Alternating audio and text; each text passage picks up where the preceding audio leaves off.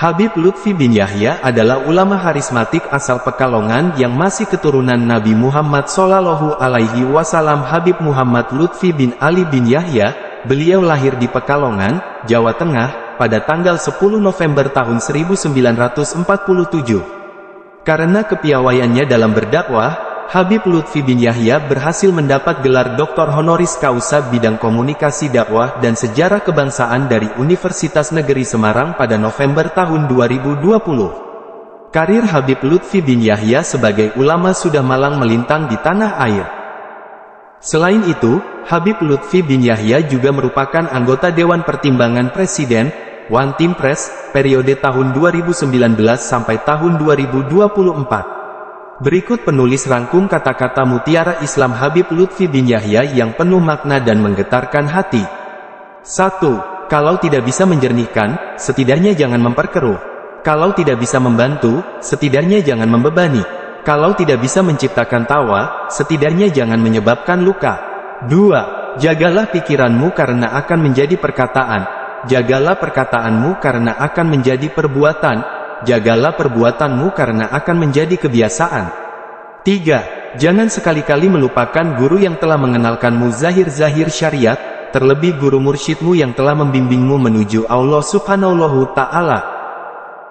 4. Barang siapa mengenal dirinya, maka ia akan sibuk memperbaikinya dengan tidak mempedulikan cacat dan aib orang lain. 5. Rezeki itu ibarat tangki mobil, sudah ada takarannya, tidak bisa dilebihkan atau dikurangi. Kalau dilebihkan maka akan luber dan kalau dikurangi bisa-bisa pengemudi tidak sampai tujuan. 6. Seorang muslim itu harus seperti air laut, meskipun ratusan sungai mengalirkan air tawar, ia akan tetap asin dan tak pernah memaksa ikan di dalamnya menjadi asin. 7. Ketika Allah memerintahkan salat, mustahil Allah melaksanakan salat. Tetapi ketika Allah memerintahkan membaca solawat, Allah pun ikut membaca solawat. Inilah keistimewaan solawat. 8. Karena kami mencintai Allah dan Rasul-Nya, maka kami mencintai tanah air ini. Mencintai tanah air sebagai wujud terima kasih kami kepada Allah dan Rasul-Nya. 9. Seseorang yang bertaubat itu laksana seorang ibu yang anaknya diculik, lalu ia berhasil merebut kembali anaknya dari tangan para penculik. 10. Barang siapa mendahulukan ikhlas sebelum amal, maka ia tidak akan bisa beramal. 11. Setiap orang mempunyai mahkota, dan mahkota paling hebat adalah akhlak, kerahmatan, senyum, dan wajah cerah.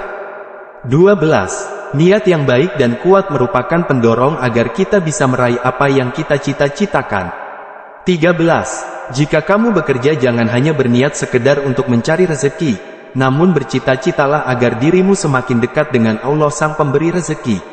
14. Salah satu penyakit hati yang berbahaya adalah hasud. Hasud jika dikombinasikan dengan sikap gibah atau lalai akan memunculkan sikap sombong. 15. Seseorang tidak seharusnya menuntut kesempurnaan, baik ia sendiri maupun orang lain. Jika ia menuntut kesempurnaan dari orang lain, ia tidak akan memandang mulia seorang pun, ia bahkan akan memandang rendah semua orang. 16. Hikmah diperoleh setelah penalaran yang mendalam. Hikmah juga mengajarkan seseorang untuk bersikap sabar. 17. Orang yang belajar dan mengajar serta mengamalkan ilmunya, ia mengetahui tanda-tanda kebesaran Allah dan Allah akan melapangkan dadanya untuk siap menerima macam-macam ilmu. 18. Jika sulit mencari alasan untuk menghormati pemeluk agama lain, alasan bahwa dia adalah manusia ciptaan Allah saja sudah cukup. 19.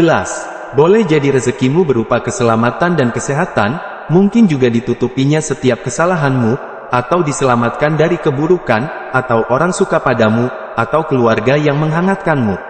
Jangan membatasi rezeki hanya pada materi. Dan 20. Mensucikan diri penting, tidak mungkin tidak karena perang dan permusuhan disebabkan oleh kotornya hati, hasud, dengki, dan amarah. Sekian terima kasih dan semoga bermanfaat.